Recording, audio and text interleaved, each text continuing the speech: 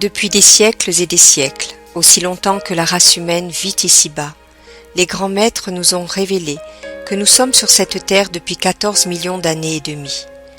Ils révélèrent que pendant ce temps, nous sommes passés par 6 âges d'or, et qu'entre chaque âge d'or, une période de ténèbres tomba sur l'humanité, pendant laquelle de profondes croyances en la dualité s'enracinèrent dans notre conscience. Cela se traduisit par des centaines et des centaines de voiles, acquis au travers des centaines d'incarnations qui ont recouvert la véritable essence de notre être divin. D'où une grande lumière, grande source d'amour, grande source d'intelligence, de présence, de pouvoir et même de perfection peut s'exprimer à travers nous. L'année 2012 a été une année importante. À partir du 22 décembre, notre soleil commencera à changer la qualité de sa lumière, celle qui se déverse sur la planète et que nous apprécions tellement, la lumière solaire, comme on l'appelle communément. Les maîtres la nomment la lumière de pression constante. Les grands rayons que le soleil projette, et dans certaines occasions nous pouvons voir ces rayons seront amplifiés. Ils véhiculeront une vibration beaucoup plus intense, changeant la quantité de lumière qui affecte notre planète. Les règnes et les forces de la nature, la quantité de lumière que chacun nous portons. Cet événement, si significatif, qui eut lieu fin décembre, coïncide avec la fin de l'âge de l'homme, la fin de l'ère de la dualité et au début de la résurrection et de l'élévation de l'humanité à un état transcendant la dualité et initiant un retour à l'état originel, à notre statut de magnifiques êtres divins. Le 23 décembre 2012 marqua vraiment le premier jour du reste de notre vie et c'est aussi le premier jour du 7e âge d'or. Ce 7e âge d'or est commandité par le corps mental supérieur, l'intelligence supérieure éclairée en chacun d'entre nous, ainsi que par les autres ascensionnés. Qui sont ces derniers? Des êtres mystiques qui nous accompagnent sur cette terre depuis le début. Certains sont issus de notre race. Ce sont des individus qui ont poursuivi l'étude de connaissances supérieures. Des individus qui, guidés par les membres de la hiérarchie céleste, ont quitté leur foyer, ont effectué des pèlerinages, sont devenus des Christ, des Bouddhas, des Babajis, des individus qui ont recherché les vérités supérieures et étudié sous la direction de maîtres. Ils ont gagné leur libération, ont atteint leur résurrection et se sont mis au service de l'humanité. Puis, à la fin de leur cheminement ici-bas, ils ont réalisé leur ascension. Ces maîtres mystiques, connus aujourd'hui comme les maîtres ascensionnés, sont des êtres de lumière, ayant exercé leur influence sur tous les mouvements de potentiel humain de l'histoire, tels que la Renaissance ou la civilisation de Camelot, qui par sa culture encouragea ses membres à cultiver un caractère épousant les principes de vie divine. Chaque millénaire, il y eut plusieurs mouvements de développement humain, dont le plus important est sans doute la Renaissance. Cette période florissante prépara la voie à la révolution industrielle, elle-même suivie du développement de l'électricité. À présent, nous sommes à l'âge numérique et nous préparons à rentrer dans l'âge de cristal. Il semble que les êtres humains deviennent plus sages et témoignent d'une plus grande intelligence. Des vagues d'inventions déferlent, décennie après décennie, non plus de siècles en siècles. Elles contribuent à moderniser la vie sur cette planète. La civilisation humaine, ayant à ce point sombré dans la dualité, ayant tellement subi l'influence néfaste de ses instincts destructeurs, que sans intervention divine, il serait impossible de sauver la race humaine ou la planète. C'est pour cette raison que je suis tellement reconnaissant de voir qu'il y a des millions et des millions d'individus qui ont découvert leur vraie nature et qui ont découvert que nous avons une famille spirituelle dans les sphères supérieures. Appelons celle-ci le ciel, la stratosphère ou les dimensions transcendantes, peu importe. Il est extrêmement réconfortant de savoir qu'il y a un groupe d'êtres mystiques, d'êtres ascensionnés, d'êtres angéliques, d'êtres cosmiques, venus nous prodiguer leur sagesse, nous rappeler notre véritable identité et nous indiquer la voie de retour vers ce que nous sommes, vers notre véritable identité. Ces êtres nous enseignent que depuis des millénaires, nous nous sommes laissés gouverner par notre propre système de croyance en la dualité. Et comme nous sommes des êtres créateurs, nous avons fait de cette dualité quelque chose de réel, ce que nous confirmons chaque jour. Pourtant, il y a une réalité bien supérieure. C'est au siècle dernier que le grand maître ascensionné, connu comme le bien-aimé Saint-Germain, révéla à quelques personnes aux États-Unis la véritable nature de l'être humain, cette nature étant le sublime Je suis. La communauté du Nouvel Âge, qui a étudié les enseignements du grand Saint-Germain, a produit un grand nombre d'ouvrages métaphysiques expliquant la nature du moi supérieur. Mais cela n'est pas le domaine de notre travail.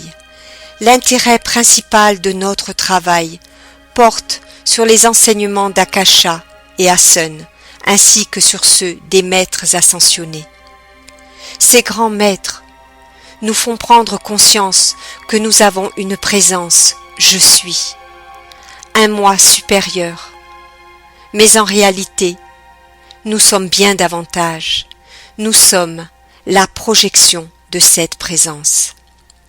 La charte illustrée de cette présence dans sa partie inférieure représente un individu tel que vous ou moi, sauf qu'il est éveillé. Cet individu a pris conscience du fait qu'il est une individualisation, une projection de sa propre présence. Je suis. C'est pour cela que la Bible dit que l'homme est fait à l'image de Dieu. Mais les maîtres disent que cela est inexact. L'homme est fait à l'image de ses propres croyances. Le moi supérieur de l'homme est le véritable moi divin, fait à l'image et en la similitude de Dieu. L'on pourrait dire que la présence Je suis est une individualisation des mères pères, Dieu, déesse, tout ce qui est, l'infinie présence Je suis, des noms différents, mais qui représentent la même chose. Akasha et Asen viennent à nous à travers cette dispensation. Cette dispensation est la dispensation des flammes roses, de l'amour, de la volonté et de la grâce. Cette dispensation est la phase ultime du plan divin qui nous a préparés au nouvel âge d'or, tel qu'il a débuté le 22 décembre dernier, et qui se poursuivra tout au long de 2013 et au-delà. Pendant des milliers d'années, les préparatifs de ce plan divin se sont déroulés dans le secret et à l'insu des hommes. Voilà 60 000 ans que les êtres ascensionnés travaillent avec vous tous et avec votre intelligence supérieure afin de préparer l'avènement du nouvel âge d'or sur cette terre. Toutes les tentatives antérieures visant à éveiller les peuples de la terre à leur véritable nature divine et à les convaincre de vivre cet état divin ont été vaines. Pourquoi tous ces échecs? Parce que les êtres humains sont particulièrement obstinés et s'accrochent coûte que coûte à leur vieux système de croyances. Mais cette fois, la planète étant en péril et l'humanité se trouvant sur le chemin de l'extinction, les maîtres ascensionnés ont pris cette décision. Nous allons agir discrètement pendant 60 000 ans. Nous enverrons des Bouddhas, des Christ, des prophètes. Nous allons former des mouvements de potentiel humain afin d'aider les êtres humains. Nous les éveillerons graduellement et ils s'intéresseront aux phénomènes vibratoires, à l'énergie, et ils se rendront compte qu'ils n'ont pas acquis leur intelligence par eux-mêmes. Et donc, l'objectif premier du grand plan divin fut d'ouvrir la voie à la lumière, afin que l'humanité, qui avait sombré dans la dispersion, l'obscurité et la détresse, incarnations après incarnations, déconnectée de la source divine, puisse retrouver le chemin de la liberté et sa vraie nature. Cette évolution se ferait graduellement, à mesure que les nombreux voiles acquis au fil de multiples vies puissent être dissipés par la lumière. Ainsi, la lumière viendra sur cette terre.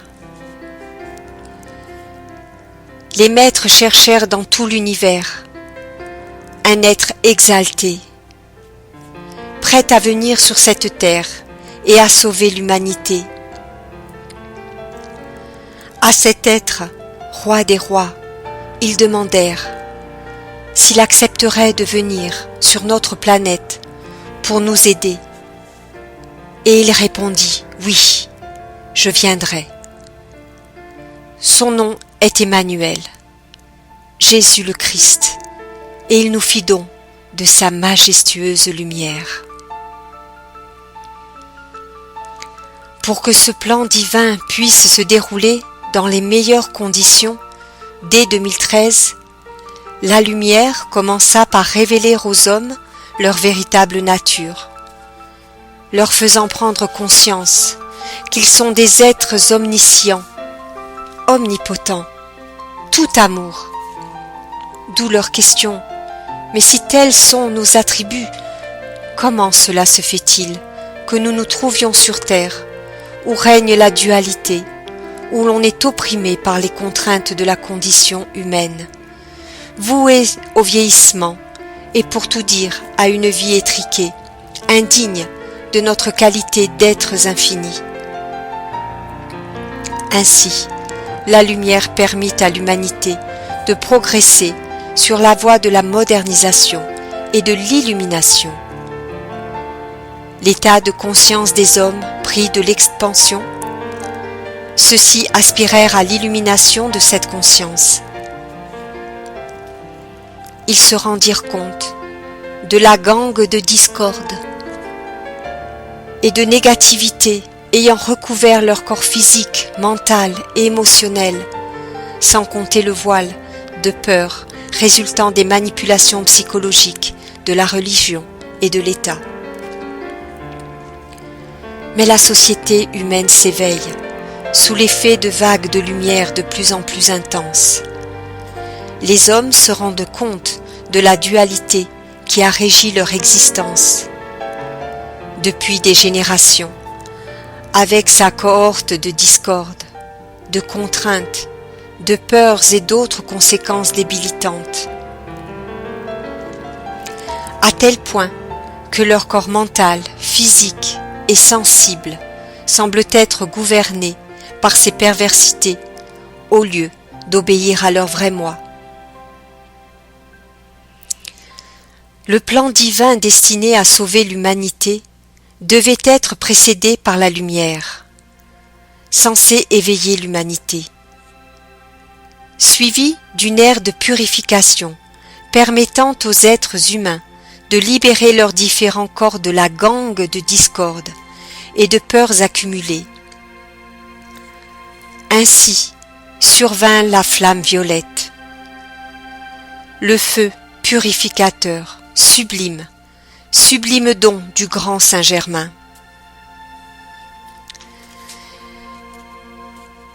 Si vous découvrez que vous êtes un glorieux être de lumière, mais que vous êtes incapable d'en exprimer les attributs, si une certaine densité ralentit vos fonctions mentales, physiques et émotionnelles, quel paradoxe, car il semble que la vie vous donne l'occasion de vous éveiller, sans vous doter des moyens d'atteindre le but de votre éveil. Ainsi, si nous tenons à redevenir les dieux que nous sommes en réalité, notre Dieu je suis, il importe de libérer notre conscience de toute la densité qui s'est accumulée dans nos corps, notre corps mental, physique et dans notre monde sensible au cours des millions d'années de notre existence sur cette terre. Récapitulons. Le plan divin, pour atteindre son objectif, doit être précédé de la lumière, puis d'une phase de purification, afin que les corps mental, physiques et sensibles, ainsi éclaircis et dégagés de leur gangue de peur et de discorde, puissent s'ouvrir à de merveilleux états de conscience. Cette transformation des consciences est accomplie par les flammes violettes sous l'égide du grand Saint-Germain. Saint-Germain n'ignorait pas que beaucoup seraient rétifs à ses enseignements. Il savait qu'il se devait de tout connaître de la nature humaine. Il savait qu'il trouverait quelques rares personnes en Amérique prêtes à introduire la connaissance du I am, je suis, et prêtes à introduire la connaissance du feu sacré. Il arriva sur cette terre il y a quelques 60 000 ans.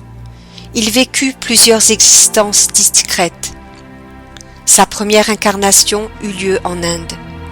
On lui doit les magnifiques écrits védiques et hindous, entre autres. Ces 3 derniers millénaires, ces différentes vies prirent une dimension historique. Il fut Joseph, père de Jésus, et dans sa dernière incarnation, William Shakespeare. Il prit ce nom sacré, car il savait que sa mission était d'être la flamme violette de la terre, la volonté du je suis, will, I am, afin de brandir une lance, shake a spear, aux turpitudes humaines. Shakespeare, shake a spear. Il prit ce nom à dessein. Sa naissance fut orchestrée par un grand maître ascensionné, Lord Maitreya. Il est l'enfant naturel de la reine Élisabeth Ier d'Angleterre. Adulte, il écrivit une synthèse de toute l'histoire humaine, car il savait qu'il deviendrait la flamme violette pour la terre. Il devait savoir par quelles circonstances la race humaine avait sombré dans de telles difficultés. C'est ainsi qu'il écrivit tout ce que vous pouvez vous-même lire dans les livres de Shakespeare. Beaucoup ne peuvent pas lire Shakespeare, et nombreux sont ceux qui ne le comprennent pas. Saint-Germain a dit « J'ai dissimulé les clés de l'univers dans tous mes écrits. » Afin de bien comprendre la belle et la bête, afin de comprendre les écrits de Shakespeare, vous devez préalablement vous éveiller et découvrir votre vraie nature. Vous devez découvrir votre je suis. Alors, vous saurez que la belle dont parle Saint-Germain est votre vraie nature je suis, alors que la bête est la nature humaine se débattant dans la fange de la dualité. Ce dernier état a engendré le bien et le mal qui existent sur cette planète. Malheureusement, Le mal a tellement dominé la vie sur la terre que cette dernière est sur la voie de l'extinction si elle ne reçoit pas une intervention divine. C'est ainsi que, conformément au plan divin, 60 000 ans de préparation discrète ont eu lieu. Préparations qui sont arrivées à leur terme le 22 décembre 2012, date marquant le lancement du 7e âge d'or. Cette ère nouvelle ne faillira pas et libérera toute l'humanité de l'état hypnotique engendré par la dualité qui a tant pesé sur nos vies ici-bas. Pour que cette évolution ait lieu, pour que le plan divin puisse sauver l'humanité et la terre, une dispensation de plus était nécessaire. C'est ainsi donc que les 3 dispensations se sont imposées. Premièrement vint la lumière, qui montra aux gens le chemin de retour à l'état divin. Grâce à cette lumière, l'humanité a pu découvrir qui elle est et se rendit compte des nombreux voiles qui ont obscurci sa conscience et sa véritable identité. Deuxièmement, il y eut la dispensation des flammes violettes, qui offrit à l'humanité le moyen de se purifier au niveau mental, physique et émotionnel. Puis une 3e intervention céleste eut lieu, celle du rayon rose, sous l'égide d'Akasha.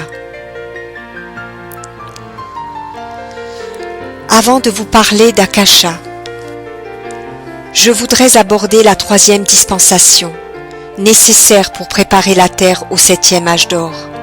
Elle est celle de l'amour divin, tant rejeté par les hommes et sans lequel l'humanité serait forcée de quitter la planète. Contrairement à l'amour humain, qui peut si facilement être feint, altéré, corrompu et qui apporte le bien un jour et le mal le jour suivant. L'amour pur, le pur amour, l'amour divin. Si la lumière émane du Père divin, l'amour émane de la Mère divine. Mais ici, un problème se pose. Aucune religion ne croit même en l'existence d'une mère divine, exception faite de quelques voies non traditionnelles.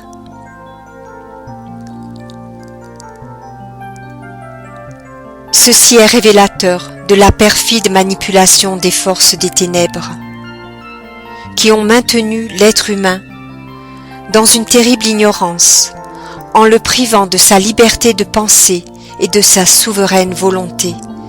La volonté, le cœur, les sentiments, l'âme sont tous l'expression de la mère divine, du divin féminin.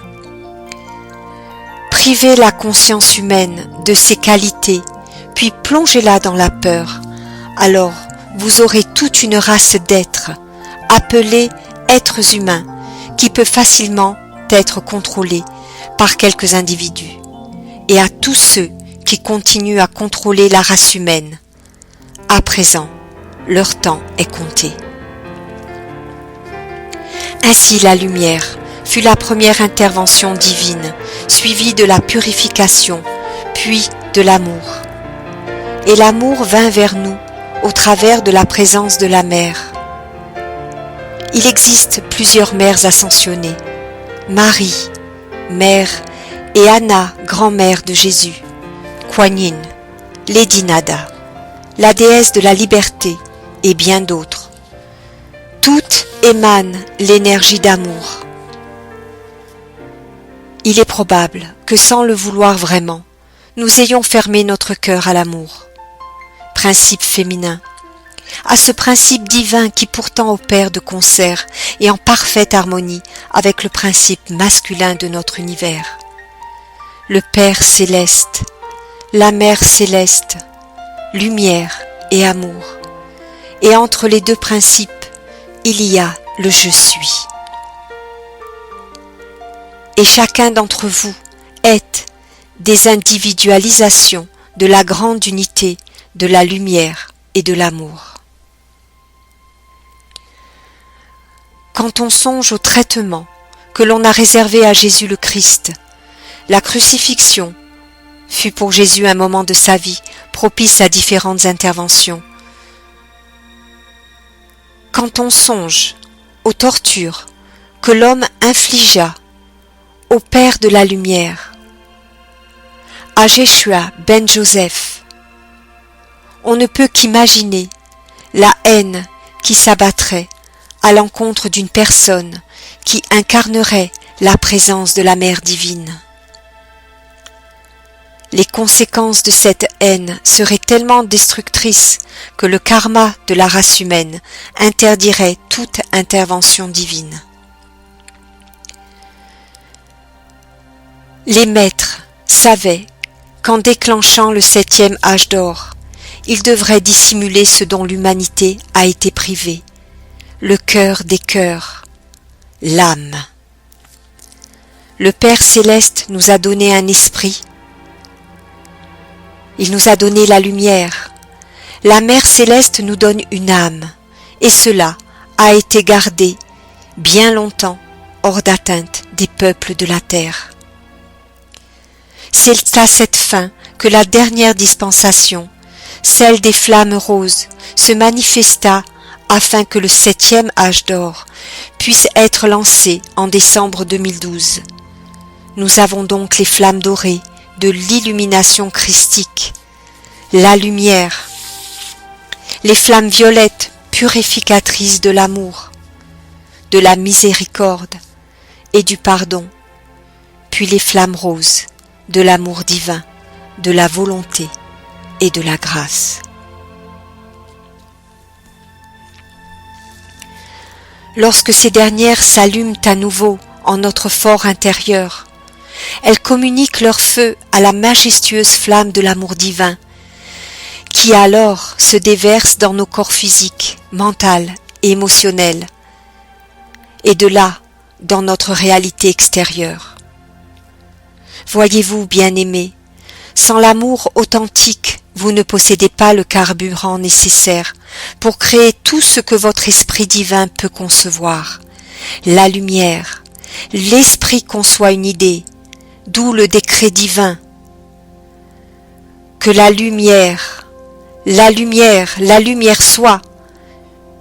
Puis le cœur se manifeste sous la forme d'une présence d'amour, qui reçoit et accomplit ce décret. C'est l'amour qui accomplira toutes les pensées produites par le cerveau sous l'impulsion de votre futur esprit christique. Aujourd'hui, les 3 dispensations qui ont introduit le 7e âge d'or sont présentes sur la terre. Elles ont dû cacher Mère Akasha pendant longtemps, car elles savaient que la haine humaine qui s'abattrait sur elles entraînerait un karma terrible et insurmontable pour l'humanité. Témoin en est la fureur haineuse répandue par l'Église presbytérienne et l'Église baptiste lorsque Saint Germain transmit ses enseignements à ses premiers messagers, les Ballards, en Amérique, dans les années 30, 40 et 50. Tout fut mis en œuvre pour empêcher que ne soient révélés ces enseignements sacrés. Mais Saint Germain promit à ses messagers: « Gardez votre foi, la voie sera ouverte. » La lumière buta contre une telle résistance lorsqu'elle arriva sur la terre, que les conséquences furent rudes. Cela nécessita de nombreuses années de purification par les flammes violettes de Saint-Germain, afin de révéler la présence Je suis et la flamme violette elle-même. Aujourd'hui, l'état de conscience collective est tel que des millions et des millions d'êtres humains, tels que vous, s'éveillent et manifestent un intérêt pour la spiritualité.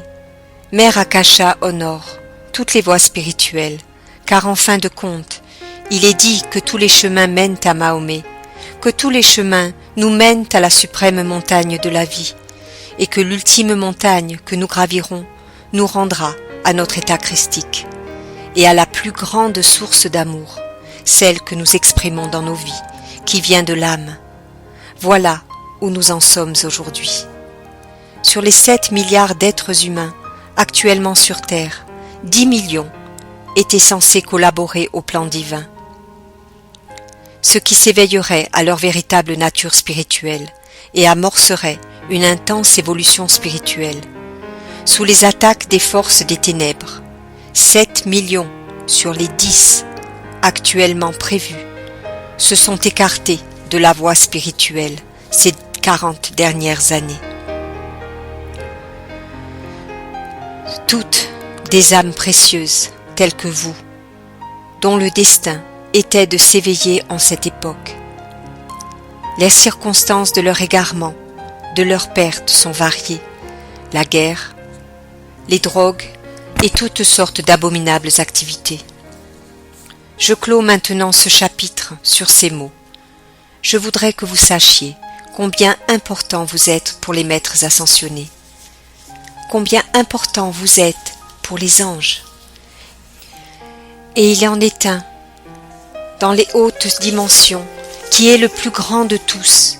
On peut dire qu'il est le grand patron des maîtres ascensionnés. Et après ce qui arriva au Christ, il dit « Plus jamais je ne permettrai à un être ascensionné de se manifester sous une forme visible et tangible parmi les êtres humains, pas avant que certains d'entre eux ne démontrent ce que le Christ est venu leur enseigner. » C'est ainsi qu'un plan divin fut conçu, selon lequel 10 millions d'êtres humains seraient élevés à un état de conscience au-delà de la dualité et réintégrés à leur état christique et à l'amour divin. Aucune force de ce monde ne pourra les toucher. Mais nous en avons perdu 7 millions, si bien qu'il n'en reste que 3 millions, et donc chacun d'entre vous est une porte ouverte. Les maîtres ascensionnés ne se manifesteront pas sous une forme tangible et visible tant que nous, qui nous éveillons sur terre, n'aurons pas transcendé la conscience de la dualité et retrouvé notre nature christique, accomplissant ainsi la prédiction de Jésus. Il y en a qui viendront après moi, et leurs œuvres seront plus grandes que les miennes. Les parchemins de Nag Hammadi contiennent des propos que les premiers théologiens de Rome n'ont pas expurgés, et ces propos ont été prononcés par Jésus même. Ceux qui viendront après moi, je les appellerai les intouchables, car aucune force humaine ne pourra les toucher. Les êtres auxquels il a fait allusion, c'est vous. C'est la raison pour laquelle les maîtres ascensionnés sont venus. C'est pourquoi la mère divine est venue. La lumière est suffisamment répandue sur cette planète, et les flammes sacrées ont accompli leur œuvre purificatrice. La voie peut être ouverte, non seulement au plein épanouissement de notre cœur, mais aussi la porte de retour vers notre âme est ouverte. Ainsi, bien des circonstances négatives entravèrent notre progrès, mais nous l'ignorions. À chacune de nos incarnations, nous tombions sous l'empire de la dualité, qui s'enracina de plus en plus dans notre conscience. La haine, la colère, la peur et tous ces états grandirent dans nos corps mentaux, physiques et émotionnels, et hormis la chute de l'état de grâce, le rejet de notre état christique, qui survint il y a 12 millions d'années, la pire des choses qui arriva fut qu'en fermant tellement la porte de notre cœur, nous avons fermé la porte de notre âme.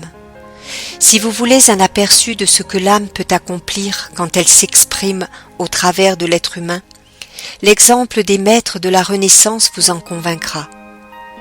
Leurs œuvres, qu'il s'agisse d'art, de composition musicale, d'invention ou de réalisation technique, continuent, même après plusieurs siècles, à nous éblouir par leur excellence. À l'insu de tous, les maîtres de la Renaissance bénéficièrent d'une intervention divine, grâce à laquelle la porte de leur âme s'entrouvra légèrement. Qu'est-ce qui a son origine dans l'âme? Le génie. C'est cet aspect de l'âme qui s'est ainsi exprimé par leurs œuvres. Ni la guerre, ni le souffle des siècles n'a pu détruire les chefs-d'œuvre de la Renaissance. Ces bienfaits, pourtant, ne représentent qu'un échantillon, un avant-goût des capacités créatives de l'âme. Vous êtes les futurs maîtres de la Renaissance, les futurs intouchables, et quand la porte de votre âme s'ouvre, le plus sublime amour peut se déverser. L'âme est l'amour le plus grand de tous. Cet amour est si grand, si intense, qu'il doit s'imposer de lui-même, sinon nous serions consumés par lui. Tout comme nous possédons un esprit christique supérieur, qui a été éclipsé par la dualité, nous possédons une âme. Celle-ci a fait l'objet de nombreuses controverses quant à sa nature. J'aimerais vous dire aujourd'hui que si vous n'aviez pas reçu les enseignements d'Akasha ou des maîtres ascensionnés, vous ne connaîtriez rien de l'âme. L'âme est le plus grand des trésors, et l'on ne devrait jamais prononcer les mots « noirceur de l'âme ». L'âme est la matrice de la mère divine. Elle est l'amour le plus puissant qui soit, et elle est ce qui accomplit de manière absolument géniale et parfaite tout ce que nous concevons dans notre esprit. Voilà ce dont nous parlerons en cette fin de semaine. Sans intervention divine, la porte de notre âme ne pourrait être ouverte. La mère divine de notre univers est parmi nous. Aucun être cosmique ne peut venir sur Terre sans prendre forme, et la façon de s'y prendre doit être soigneusement étudiée. Il y a 37 000 ans, un voile a été tiré par les maîtres ascensionnés sur un territoire appelé Delphes, situé en Grèce. De l'extérieur, on ne pouvait voir qu'une terre vide et désolée, décourageant quiconque aurait songé y pénétrer. Ainsi apparaissait la face extérieure du miroir présenté par le voile.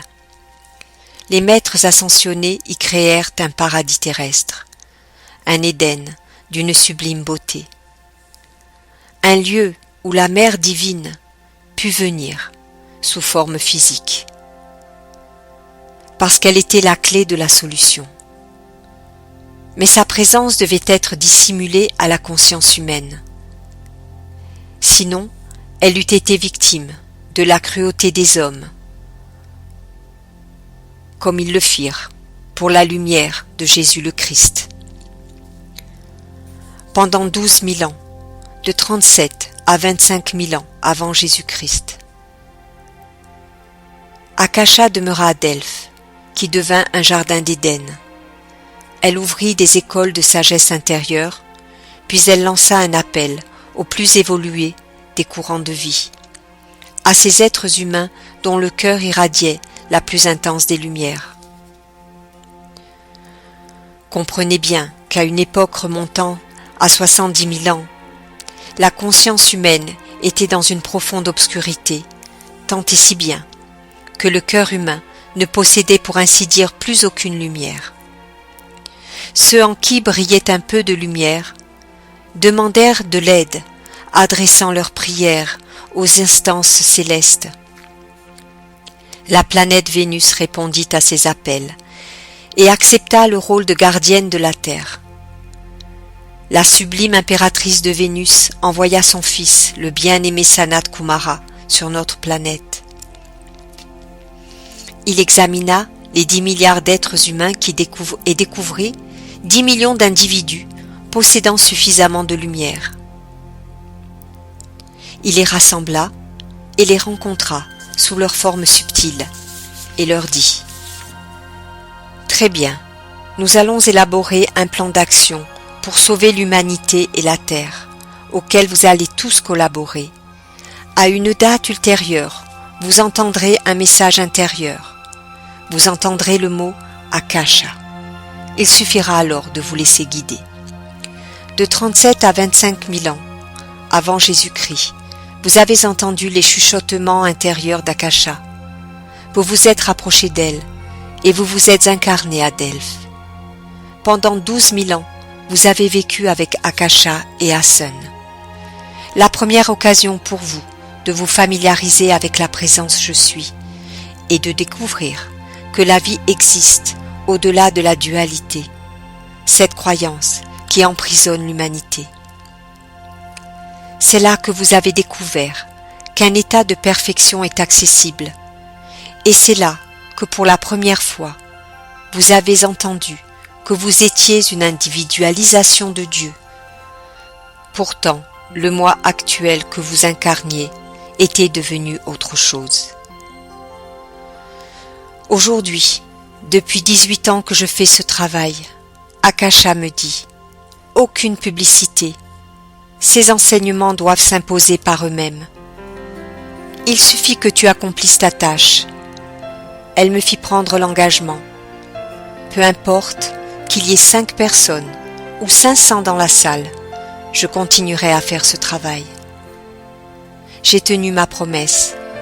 Je me souviens d'un événement à Seattle, il y a bien des années, à laquelle une seule personne assista. Nous fîmes le travail. Ce travail s'est répandu par le bouche à oreille. Un groupe de personnes viennent de Pennsylvanie. Des gens qui connaissaient Akasha parlent avec des personnes de l'État de Washington, de Californie ou de Toronto. Le bouche à oreille. Aujourd'hui, près de 4000 personnes travaillent de façon consciente avec cette dispensation qui représente les flammes roses de Mère Akasha et les enseignements des maîtres ascensionnés. Je vous souhaite la bienvenue à un week-end en compagnie d'Akasha et d'Asun. Prenons ensemble une respiration profonde.